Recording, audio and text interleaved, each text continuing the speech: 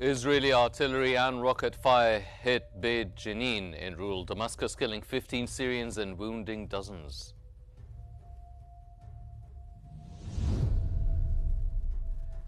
North Sinai governor says Egypt is fully prepared for the second phase of the Gaza agreement.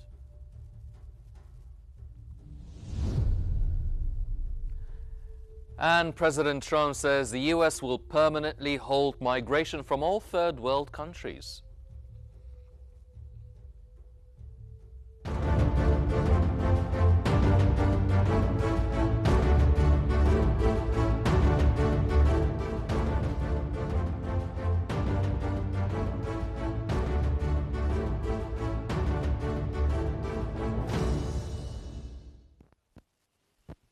You're watching Q News. It's 4 p.m. co-local time. I'm Hani Saif, and the news today: 15 Syrians were killed and dozens wounded after Israeli artillery and rocket fire struck the town of Beit Jenin in rural Damascus.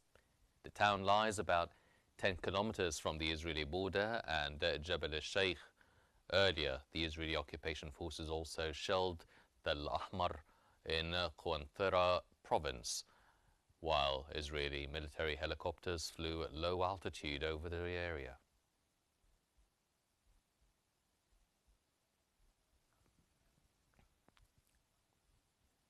Syrian Civil Defense Search and Rescue Director Wissam Zidane has said efforts to locate survivors and evacuate the wounded in Beit Jenin are still underway. He added that crews are inspecting the area for unexploded ordnance. Syrian media reported that Israeli occupation forces arrested 3 Syrians during their incursion into Beit Jenin in rural Damascus. Israeli media said the raid's primary objective was capturing those 3 individuals.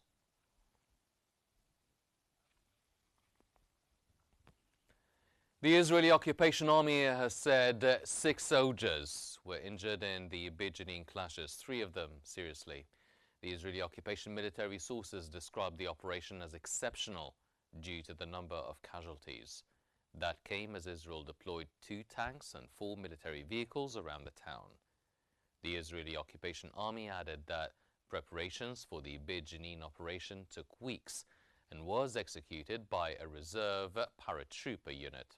It added that its forces had to abandon a Hummer vehicle after it came under fire. Israeli media claimed the Air Force could not intervene because soldiers were too close to civilians during the clashes.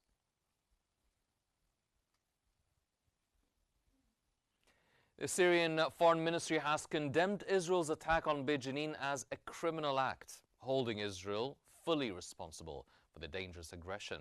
In an official statement, it warned that continued assaults threaten regional security.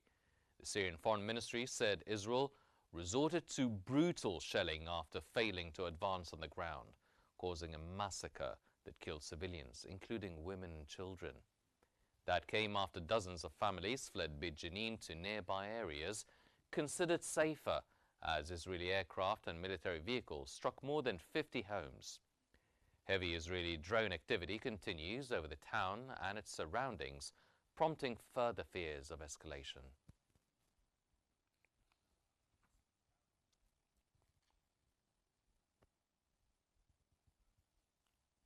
Syrian Foreign Minister Asad al-Shaybani has strongly condemned the Israeli attack on Beit Jenin, which deliberately targeted innocent civilians, threatening regional peace and security and demanding firm international action. In a post on X, al-Shaybani said the assault is a crime against the Syrian people.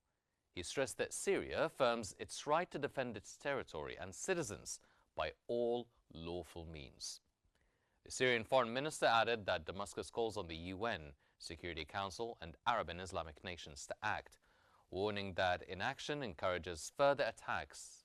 Condolences are extended to victims' families and the injured are wished a swift recovery.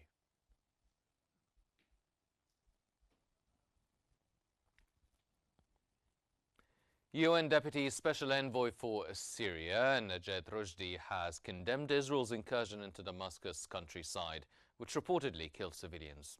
She said that the raid and strikes forced Beit Jenin families to flee nearby areas for safety. Rushdie called the actions a serious and unacceptable breach of Syria's sovereignty and territorial integrity, further destabilizing the region. She reaffirmed the UN's commitment to Syria's unity and independence, urging an immediate halt to violations and full compliance with the 1974 disengagement agreement.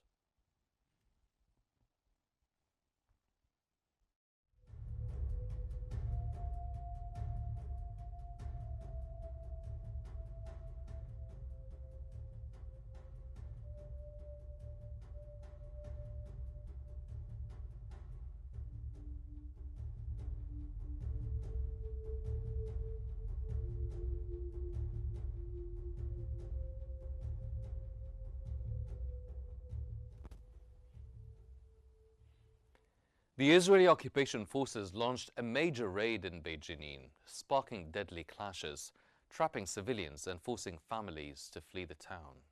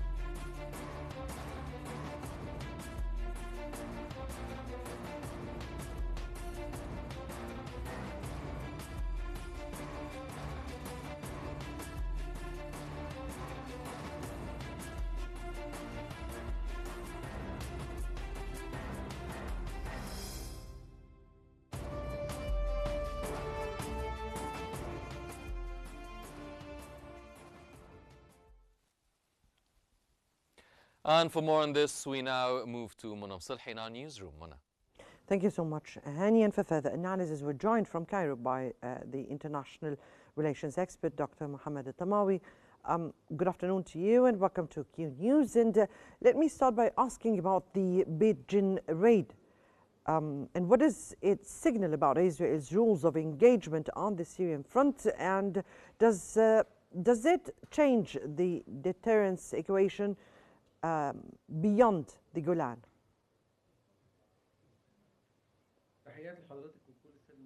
All of you and all the attendees, for sure the raid for Beit Jenin is a continuous way and clear way for the escalations, for the assault. Beit Jenin is a Syrian way. It's for the army way, use the army way for enforcing a new role away from international laws or any international rules between relations between two countries or another countries. It's not only for a reply or reactions as they agree, but it take the target of some sites for the Syrian lands, especially what is related to the government lands or for the escalations. It's a breach for the international agreements from 1974 between Israel and Syria, especially for deterrence the arms in terms of escalation in the Golan. These policies continues using for the international relations in enforcing the legal way. Israel gives itself its way for escalation as a threat, a safety threat, without any questioning from the community or social community, so that Golan or the the northern areas in Syria is just a land for a chance for Israel to defeat or to escalate its way. So it's a continuous threat in front of numbers. So these raids, kind of raids, leads for death, increasing death and civilians. In addition, for the financial, increasing the financial field, it has an humanitarian way. So that the raid, in my opinion, reflect the Israeli strategy that targets the reconstruction and restructuring their mindset in enforcing the forced deterrence. This target depends on the Syrian mindset as well. This target not only the safety in just Syrian way, but also enforcing a present way to control a sensitive area and make the, as I said before, the northern lands a chance for the military chances for Israel. This policy threaten the security, the local security, and increase the escalation. Yes. And decrease the chances for any diplomatic relations. Right. Let me here ask you, sir. Now, the UN envoy to Syria cited the 1974 disengagement agreement. From your point of view, with such attacks and raids, to which extent does this put the agreement's provisions at stake, and how to control the situation under the existing framework if or as it is breached?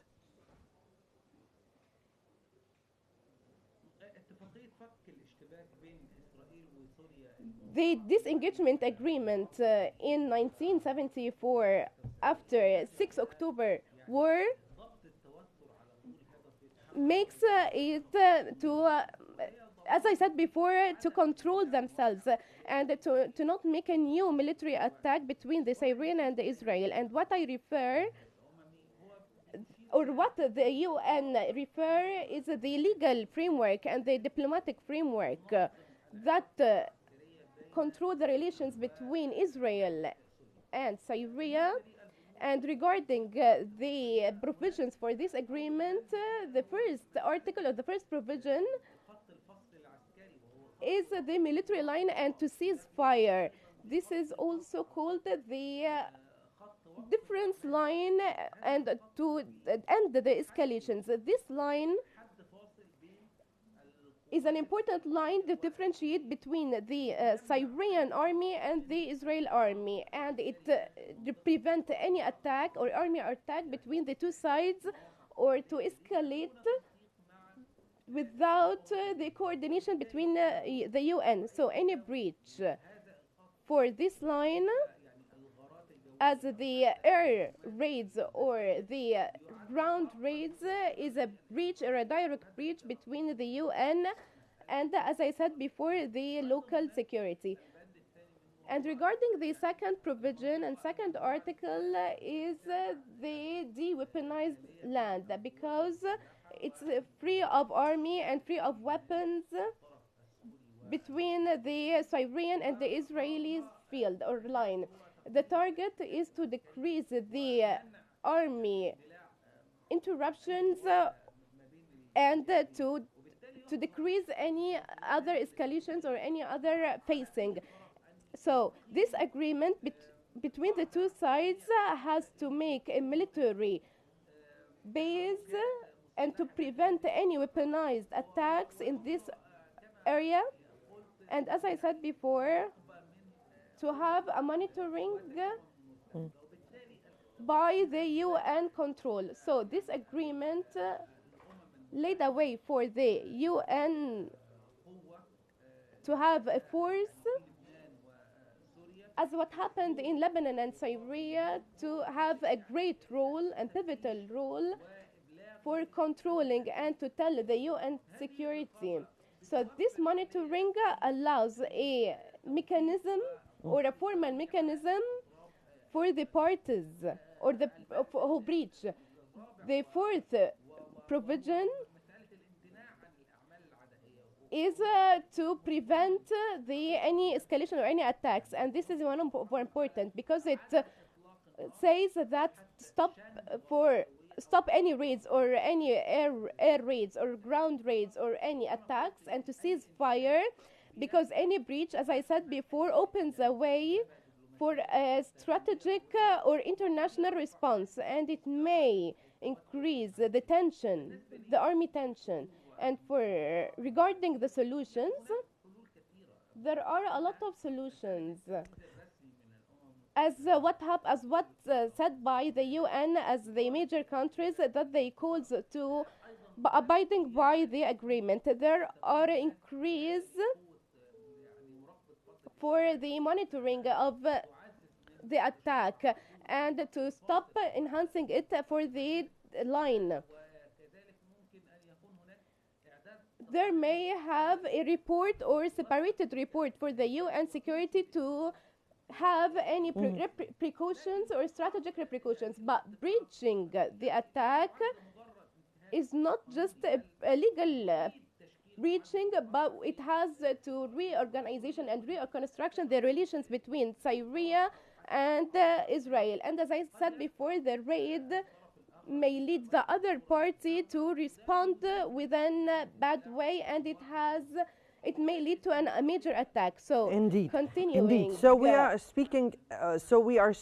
Here about an escalation or probable escalation at the upcoming 72 hours on Syria, Lebanon, and Gaza.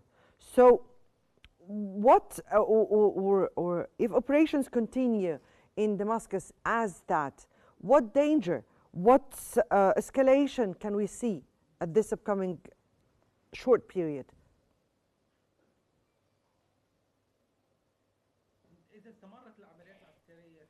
If the operations continued, as you said, in the upcoming 72 hours, the risks in Syria and Lebanon and Gaza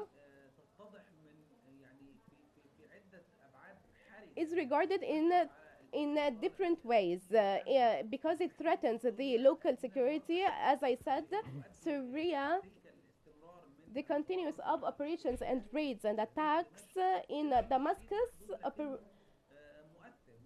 has a great effect, and it leads to moving the attacks to other countries, to other areas, because this escalation will lead to increase the death of civilian and to destruction of the infrastructure, and it will lead to displacement, increasing displacement, because it will increase the risk to have a Russian intervention in many points or to put a limit for this escalation.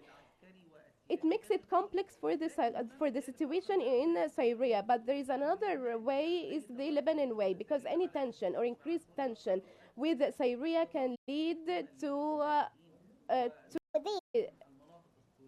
the displacement from the Syrian people to another areas, and it will threaten, as I said before, the local security, and and maybe the Lebanon army will move because the political bias or political party, and it will lead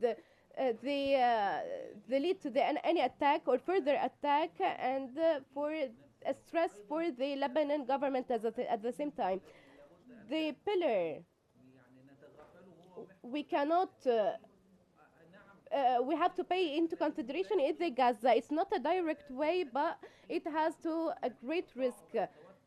The escalation may increase in Syria, and it will may lead for the escalation for the Syria for the Israeli to the Gaza, and it threatens the local securities, and it may lead to any response from other parties. Right. If I may ask you here, as matters are to explode at this stage, or hopefully not, but if matters are to explode. And what do you think the UN or the role that can be played by the UN and neutral players at this upcoming stage in order to at least stop escalation or further escalation?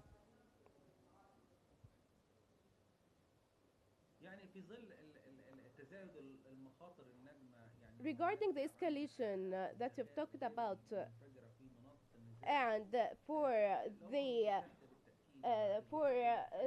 unexploded ordnance, the UN can play a vital role for protecting the civilians and to facilitate and to help them. The UN for sure makes some negotiations with some parties for some de-escalation periods and to pave the way for any civilians and to help them and to send or deliver aids with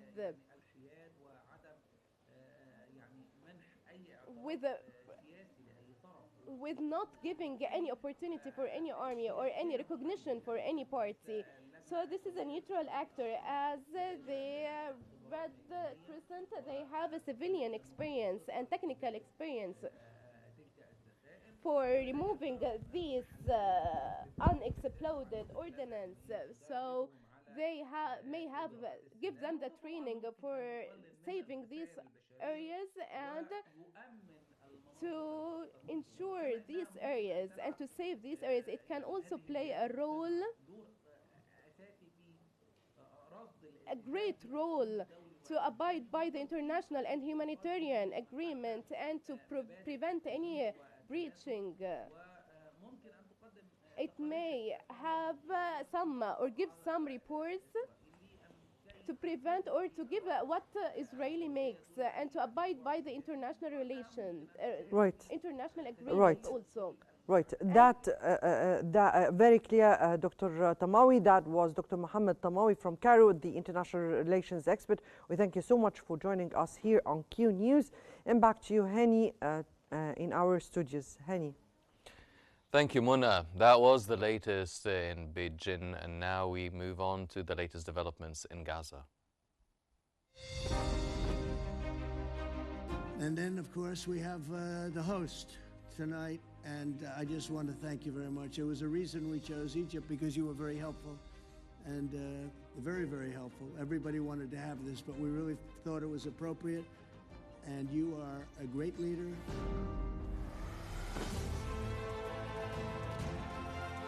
And he's a fantastic man and a fantastic general, by the way. But he's a great president, and I want to thank Egypt and all of your representatives for treating us all so well. Thank you very much.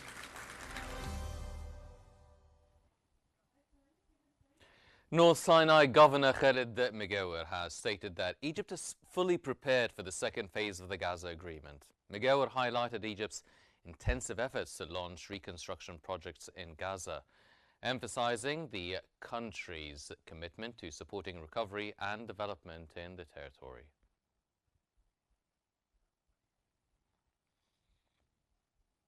The European Commissioner for Crisis Management, Haja Al-Habib, has praised Egypt's efforts to end the Gaza war and called for an immediate halt to violence in the region.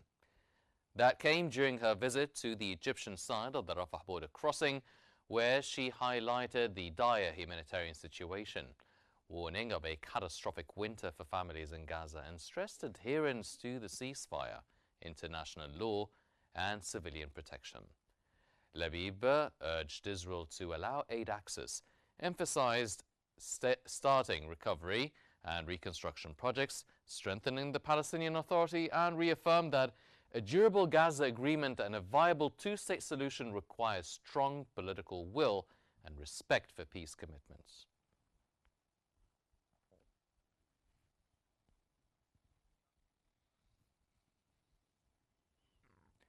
The Egyptian and Jordanian foreign ministers have stressed full implementation of Gaza's ceasefire, the Sharm el-Sheikh peace agreement, UN Security Council Resolution 2803, unhindered humanitarian aid, and early recovery efforts. That came during their meeting during the 10th Union for the Mediterranean Foreign Ministers Forum in Barcelona, where they emphasized the special, long-standing cooperation between Egypt and Jordan, highlighting growing economic and investment collaboration.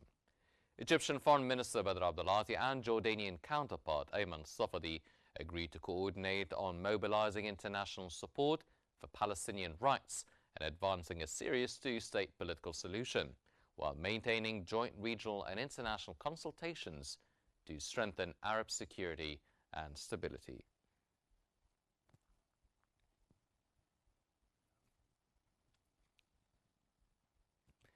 In Gaza City, Palestinians are crowding phone shops after Israel allowed new mobile phones into the territory, ending a 2-year ban. Shop owners say demand is surging after supplies finally began arriving, with customers looking for phones to access salaries, education, and basic services. One trader says the market has been starved for supply and that a phone has become an urgent necessity.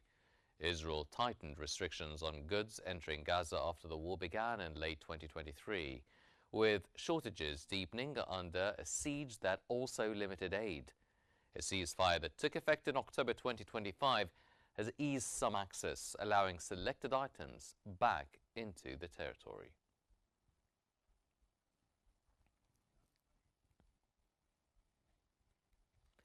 In Gaza City, volunteer veterinarians have reopened a clinic since the ceasefire, offering free checkups for pets, but warning supplies for animals remain scarce.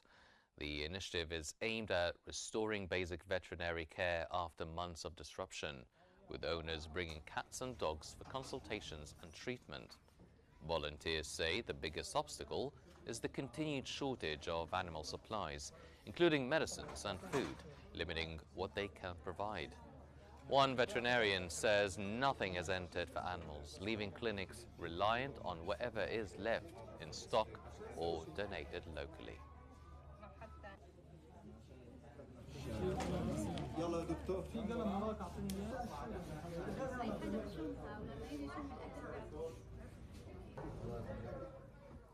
U.S. President Donald Trump has said that his administration will move to permanently halt migration from all third world countries so the U.S. immigration system can recover.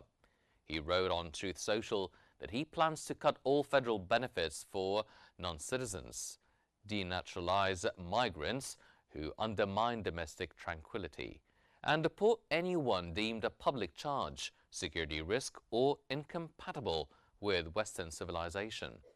His remarks followed the fatal shooting of a National Guard member near the White House in an attack attributed to an Afghan national.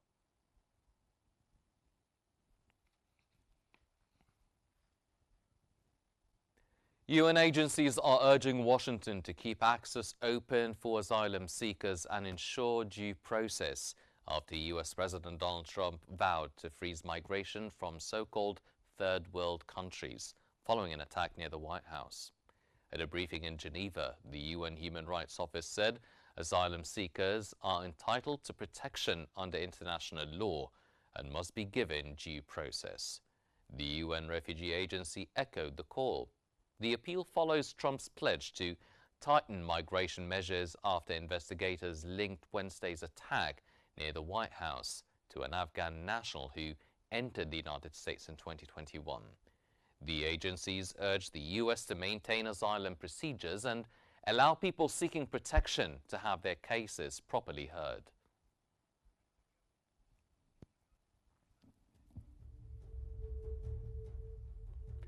That brings us to the end of our news bulletin for now, but before we wrap up, here's a recap of the top stories making headlines this hour. Israeli artillery and rocket fire hit Bulletin in rural Damascus, killing 15 Syrians and wounding dozens.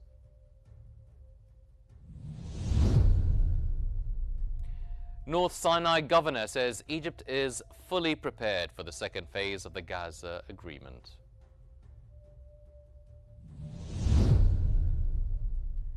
And President Trump says the U.S. will permanently halt migration from all third world countries.